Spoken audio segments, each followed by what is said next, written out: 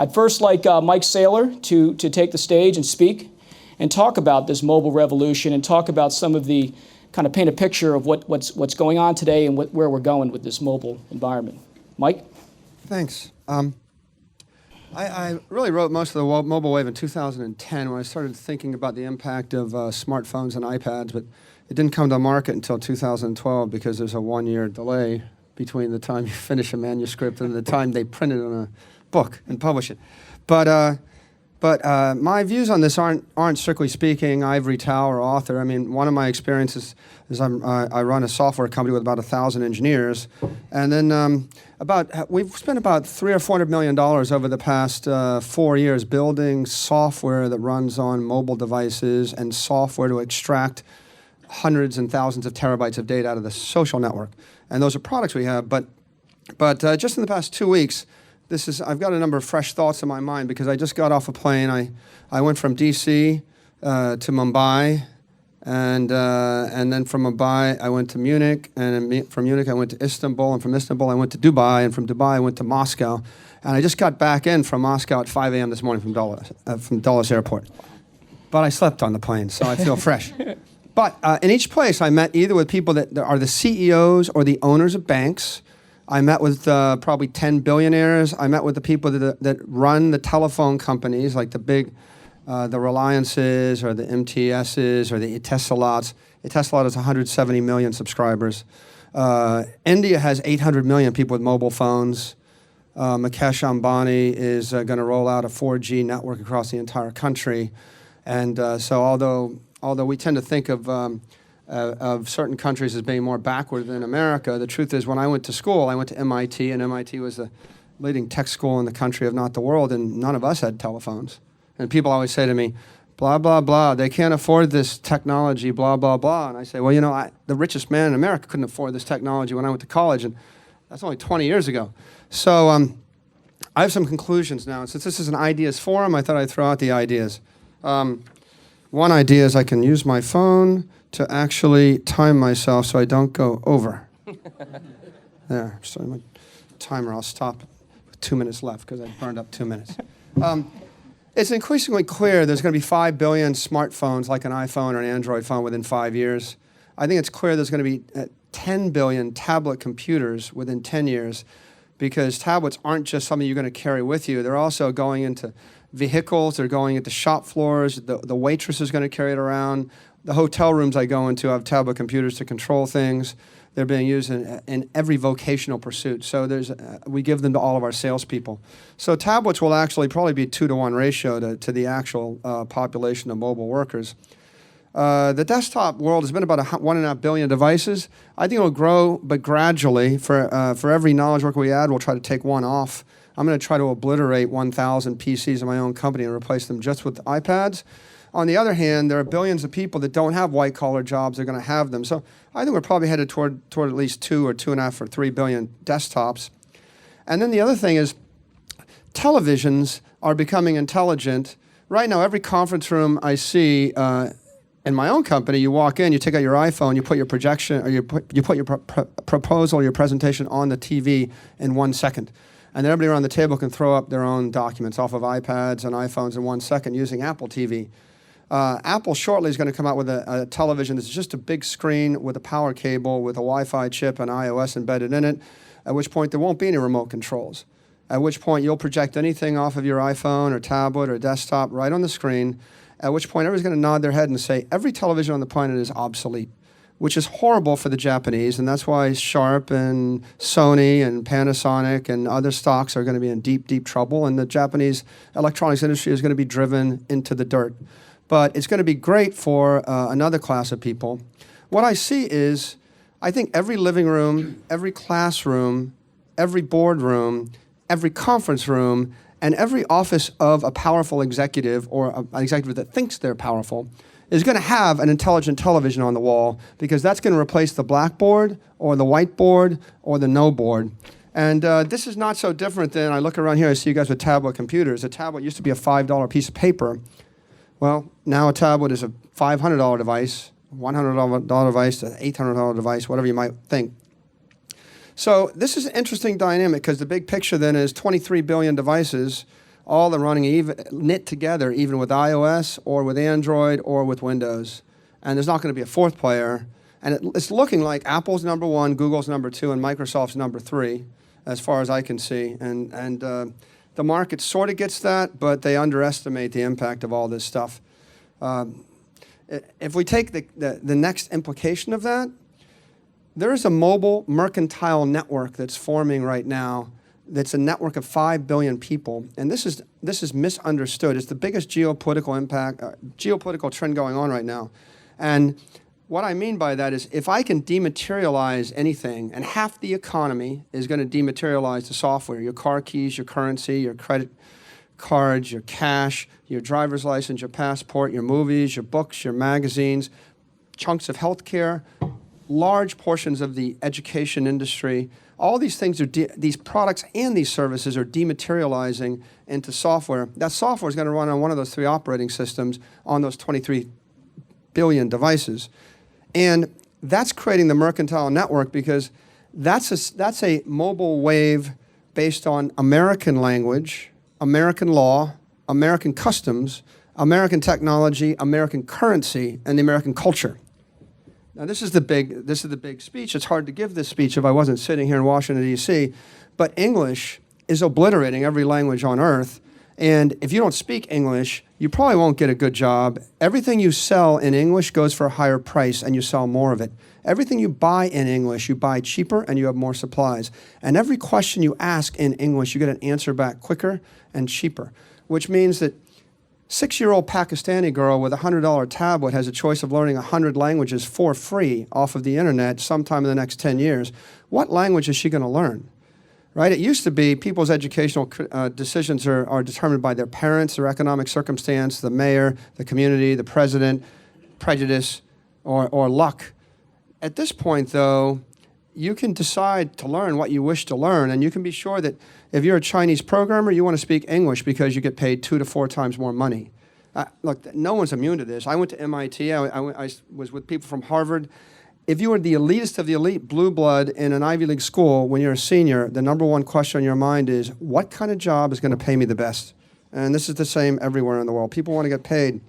And so the point of the software is, there's 1 billion people right now that speak English that buy money and buy things in a convertible currency, which is primarily the dollar. That billion-person trading bloc was created in large part due to the formation of the EU, because the EU had an unintended consequence. It destroyed every local language, every local custom, and every local currency in the entire EU bloc.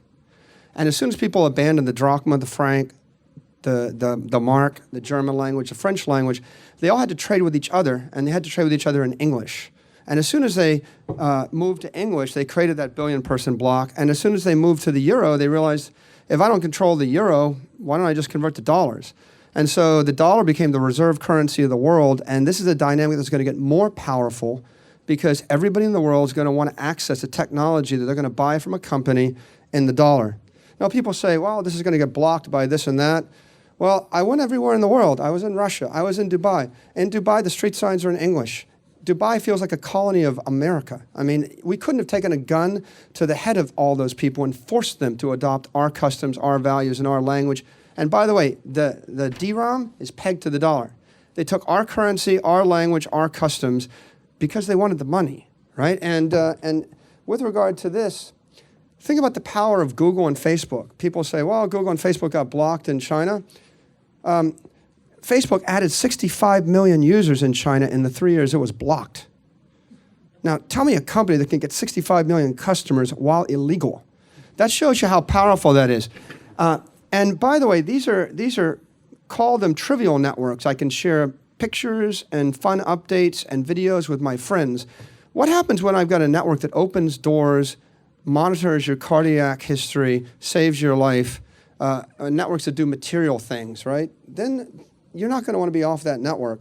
I think, all told, you have to win the billion-person market. If you win the billion-person market, you will win the next 4 billion, because the variable cost to sell the next 4 billion is a nickel, right? I saw a guy on the beach in Saint-Tropez. He said, I'm the biggest textbook manufacturer in my country in Europe. The government just put out a tender offer to buy tablet computers for the students. What should I do? I said, sell the company because you're screwed, okay? Like a typical person that knows enough to hurt themselves would say, oh, I read all about this, make some courseware and run it on the tablet, blah, blah, blah. But the truth of the matter is thermodynamics and human anatomy and physics and calculus and geometry work the same way in Peru and Argentina as Romania, as Turkey, as it would work in Moscow or anywhere else. So if you can actually create something to do something useful for the first billion, you get the next 4 billion customers for a nickel, unless someone gets really smart and you say, oh, pass a law? I just said 65 million people are going to take it for free before they're going to pay $100 a year to buy the locally manufactured version. With regard to the consequences of this, I'm checking my time to be a good panel citizen. Let's just take one example, identity. I can take an ID card, a passport, a credit card, any kind of card. I can dematerialize it a piece of software in a phone. We actually created a product like this, a platform to do this. It's called Usher. And if I put an ID card on the phone, it becomes far superior to the best card in the world. The best ID card is the UAE chip card. The worst ID card in the world, I think, for a nationality is probably the United States Social Security card, which has got your name and a number on it, and not even a photo. Right, I can stamp out those right very, very rapidly. The UAE has a slightly different point of view toward this. But let's think about the implications of mobile identity. Well, if I actually put my card on a phone, it's much, much more secure. You can't steal a card on a phone. You can't lose a card on a phone. It's hard to tamper with it. It's hard to fraud it or counterfeit it. There's 10 million credit cards or something like that get left in bars every week. If you get my credit card, you've got my security code, you've got my name, and there's a ton of transactions you can do.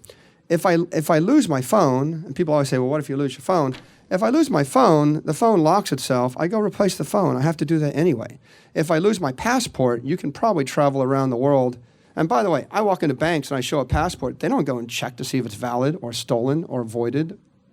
They just look at it and they believe me. I could travel on your passport, throughout the world. I could probably find 1,000 people that look like you that can travel on your passport. So that's a pretty inefficient way to lock down security when you start to think about integrating with banks and other kind of mechanisms.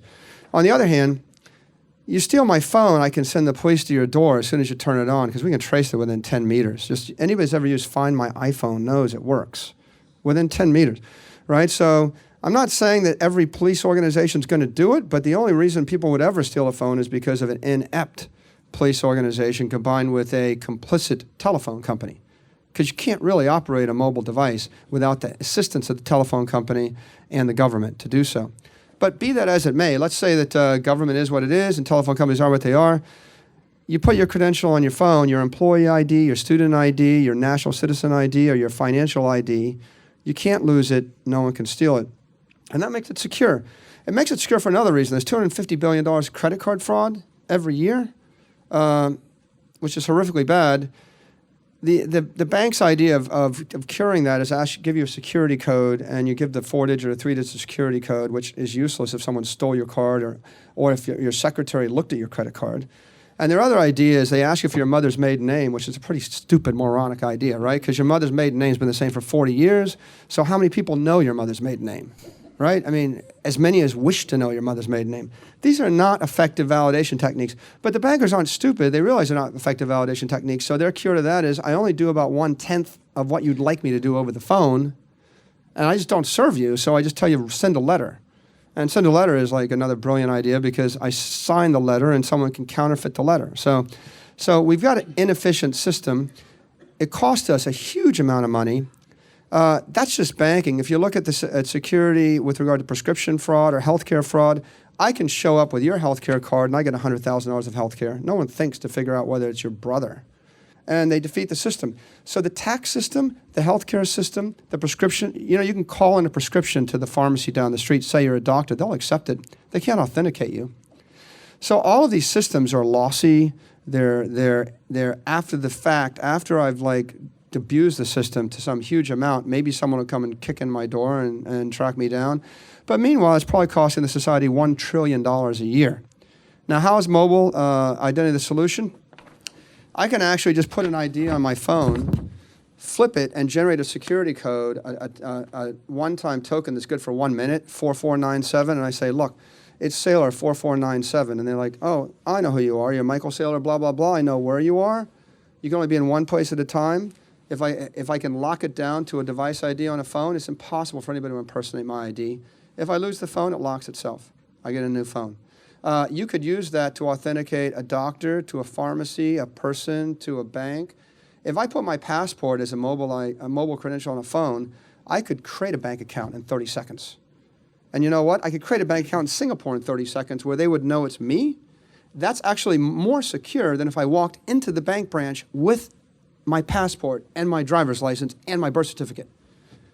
All I got to do to defeat that system is just find any of 1,000 people that sort of look like me. And not to make a joke of this, but I don't look like myself on my passport.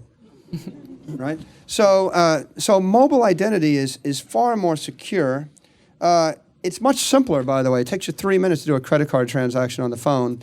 What if you call in and they say, who are you, blah, blah, blah, where are you from, what's your address, what's the card number, what's the security code number, what's the expiration date, blah, blah, blah. If you say all that, I still could have stolen it, right? But let's assume that I didn't steal it and I go through that transactional process and I don't forget something. It takes 3 minutes or 5 minutes, or I'm on hold because if it takes 5 minutes, then I got to wait in a queue for 25 minutes before I get the operator. Well, what if I just did this? Hello, it's your customer, authorization 4092. Oh, Michael Saylor, what do you want? I want to move $1 million from here to there. I want my account balance. I want you to shut down that account. I want you to clear that check. Okay, sure, thank you, bye, click. That can be done in a straightforward way, and I'm not gonna try to explain everybody's concern in the audience right now because I'm down to my last 6 minutes. I'm happy to show you exactly how that works if you want. Well, I'll just stipulate for the record, it does work. I'll also say one more thing. What are you going to do if someone knocks on your door and they say, knock, knock, who is it? Police, I have a search warrant, open up. Would you tell your daughter to open the door at 11 o'clock at night to a guy that says he's a policeman? In fact, most people won't. I've talked to 10,000 people. I never met one person that knows what a search warrant looks like. We can't authenticate public officials, right? On the other hand, it could be knock, knock, who is it? Police, authorization 9042. Oh, I see you are a policeman. Open the door. 2 months ago, 20 insurgents broke into a military base in Afghanistan. They were wearing American military uniforms. Not so hard to do. We can't actually put 10 armed guards around every American military uniform, right? Think about it. They walked on the base. They killed a bunch of Americans. They blew up 7 Harriers. They did $200 million of economic damage. That illustrates the problem of identity theft in a war zone. I met with a friend of mine in Dubai just 3 days ago. He said, oh, well, I work in Basra. He came in from Basra to see me. I showed him the Usher technology we had, and I said, this is the next generation way to do that. And he goes, yeah, we could use that because in Iraq, what we do is we just put an Iraqi guard on the point, or the checkpoint, and the general's pissed at us because he's so mad because he says, all the insurgents have to do is they just kill the guy on the checkpoint. All hell breaks loose. The security system breaks down. So if you're going to check my credential and I just shoot you, how's this going to work? Here's a better way, by the way. This is not a way that we use in the military, but we will use it in the next 36 months because the American military is not stupid. Better way is I put the credential on a phone. I put the phone on a network. I make you stop 100 yards away in front of a tank barrier. I make you light up the phone or light up the badge, and I check my iPad or my iPod or my iPhone, and I figure out whether or not there's a guy authorized to drive a truck with 6 men on it through my checkpoint. And if you are, then I wave you forward. And by the way, I don't have to wait till you get that far. I could actually see you moving every minute on my iPad. I can track everything with an IFS system. Every phone's a transponder, right? So would you care if 50,000 of your men got killed in a war zone? I think you'd probably care if you were anywhere close to any of them. And how many times have you read a news headline in the paper? Insurgents impersonating military police or Iraqi police break into compound and kill blah, blah, blah, blah, blah. Right? That's a headline every week for the past 10 years that I can see. So mobile identity is safer. By the way, it's swifter. You want a visa? I can issue you a visa that's airtight in 5 seconds off my phone. You ever try to go to a consulate and stand in line for a visa? You want to come visit me? You can clear all sorts of queues. You can move people through a queue in 1 minute if you actually, you take your phone and you create a site code. It's a unique picture. I hold it up, and maybe it's supposed to be a green bouncing basketball.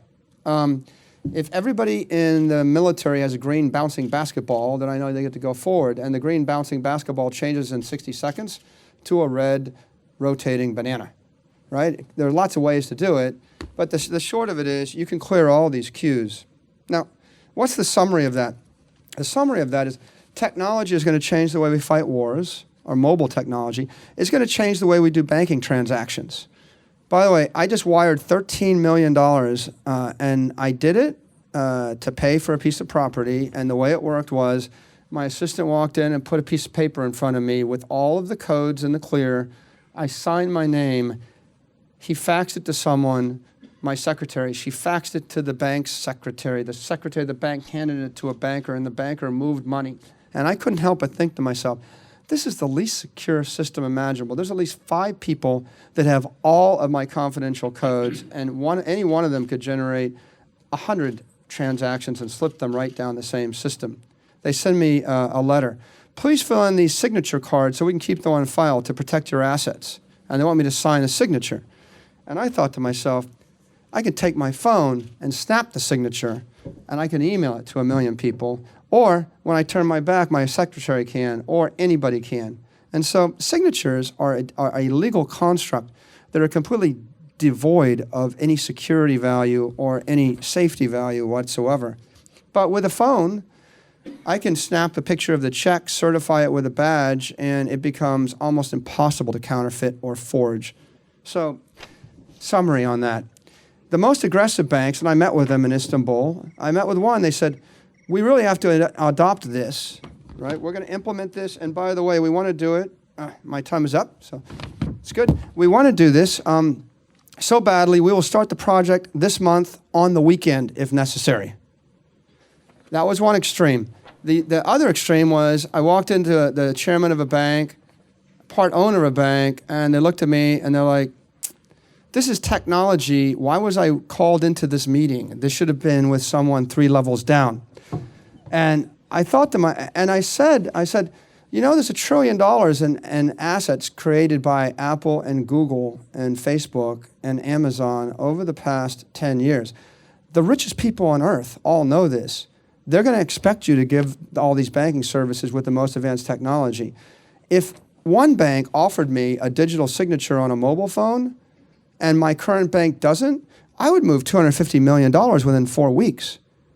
Summary, you're going to see a massive consolidation of banks. You're going to see the sluggish, slow to adopt technology banks wiped out, and you're going to see tens or hundreds of billions of dollars move to the safer banks because the current system is not secure. It's not secure, it's not easy, and if I'm so stupid, right, as to not appreciate that, I would have missed out on the $1 trillion run-up in the stock market over the past decade, and so I would have transferred my money to people that are smarter than me. Right now, there's 600 billionaires that believe in Apple, right? There's a lot of smart money out there. They're not going to sit and do nothing. And so, summary, the next 10 years will be the greatest transition, the greatest redistribution of wealth in peacetime in the history of the world, as technology infuses half the economy, and we obliterate the sluggards, and we empower the leaders, and everything gets magical and gets rethought and gets more efficient and fast and smart and better. Great. Thank you, Mike. It's fascinating, and I think Mike's going to stick around for a little bit this morning.